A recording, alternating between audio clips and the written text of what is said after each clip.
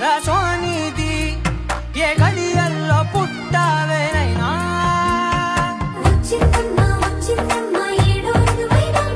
నా ఊహల్లో నా ఊరేగింది నువ్వమ్మా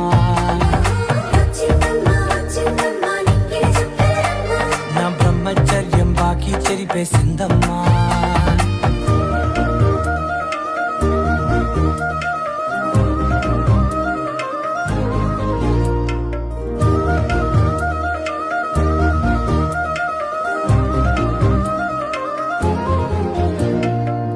ఏకాంతాలన్నీ